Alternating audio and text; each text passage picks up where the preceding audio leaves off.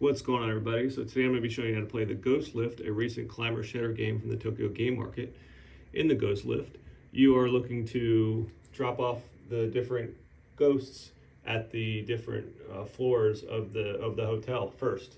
Whoever's the first one to do that will end the round, and then whoever still has ghosts left in their hand counts as a negative score because they really want to get off.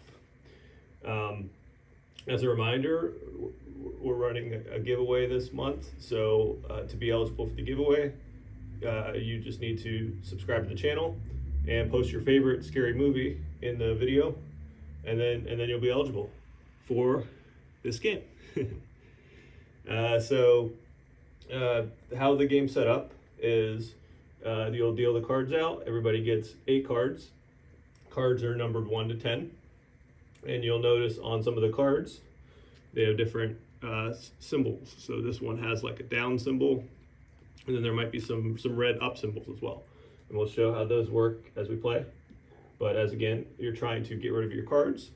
If you have any cards left in your hand at the end of the round, you'll mark a little half an X on the number on the card that you have left.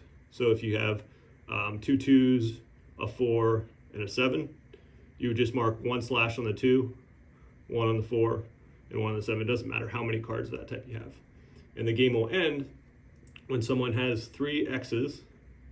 So that means that they've had 2 rounds where they've had like a 2 left, because you get 1 slash on one round and another slash on another, which we'll go over. Or if there's an X already on a number and you try and add another one at that point. So that would mean like 3 times you didn't have, you guys still had a 2 left in your hand or something. So whoever did cause that to happen will lose the game and everybody else wins. There are some tiebreakers, which we can go into in a minute, but let's get this going. So how the round starts is you're gonna flip the card here. Depending on what's on the card will determine whether you're going up the elevator or down the elevator. In this case, it's between 6 and 10, so you'll be going down. If it was 1 through 5, you'd be playing cards higher than that.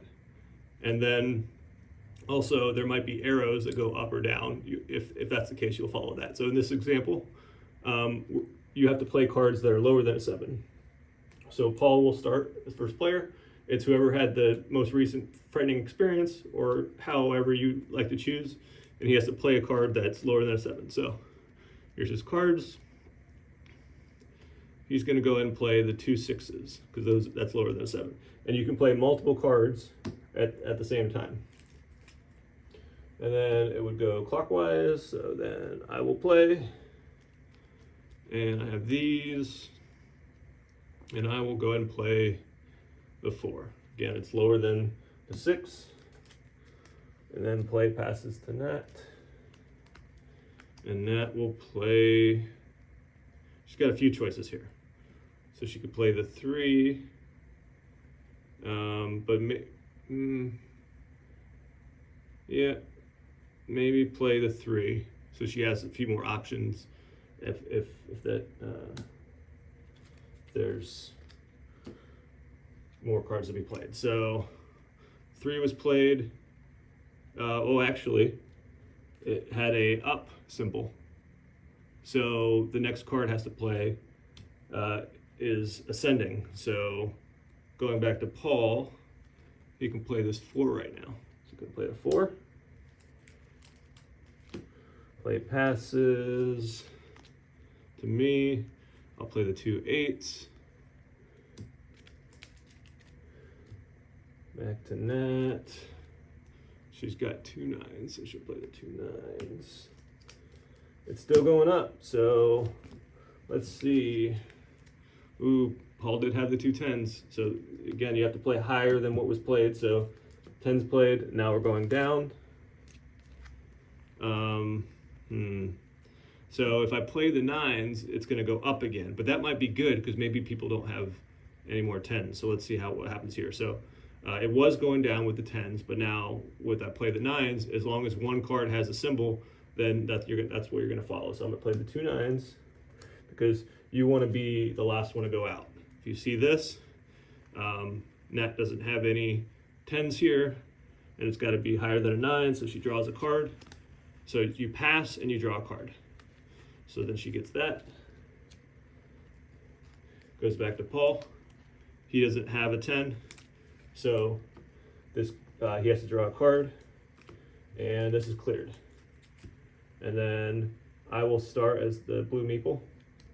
Again, it's from 1 to 5, it goes ascending, so I have to play something higher than a 5. I do not have it, so I have to draw a card. Nat does have a 7, so she can play that. Paul has an 8, play that. Back to me. I don't have anything, so I have to pass. Okay. Nat doesn't have anything, so she has to pass. And now it's back to the original player, so that goes away. And another one. So it's a 10. And in this example, it has arrows. 10 would mean you're going down anyway, but in this case, it has arrows as well. So you would follow the arrows if you have it. So Paul has 2 5s, so play that. Still going down. I'll play the 2s. And as you can see, as cards are good, and look, as people are running out of cards, you really want to start looking at getting rid of stuff. So Nat will play the 1s. And now, as long as Paul doesn't have a 1, the round will end. So he's able to play that. He's out. So now what's going to happen is you're going to look at what you have left in your hand. So Nat had a 2, a 4, and a 5. So on this little tracker here, she would add a 2, a 4, and a 5. And I had a 1, a 6, and a 7. So I would add a 1, a 6, and a 7 here. And since Paul went out, he would not add anything here. And again, what's going to happen is you'll keep playing until someone gets 3 X's. And then so if Nat was to get this same group of numbers in a future round, the 2, the 4, and the 5, she would mark the other slash to it like I just did there. And if you get 3 of them, if you have 3 of them at the end of a round, then you lose. Additionally, if, let's say I got a 1 in a future hand, and then another 1 came up in another hand, so like 3 times, and you see I already had the X, that would make me lose. And whenever someone is about to lose, that's the end of the game. If there is a tiebreaker at that point, it's whoever had the most X's. So if I would have ran out with having 1 3 times, and Nat had 3 X's, so whoever had the most X's, so she would lose. If this was the case, and I had 3 X's and she had 3 X's, it would be the highest value of the numbers with X's is the loser. So you'd add mine up 13, 14, and she had 9, 11. You add the sum of them, so I would lose in that case. And then if those still equal, it's whoever has the most slashes would be the loser. And then the other players win. Yeah, so you keep playing. Generally, it's about 3 or 4 rounds. It's pretty straightforward, nice, easy breezy, perfect for this spooky season.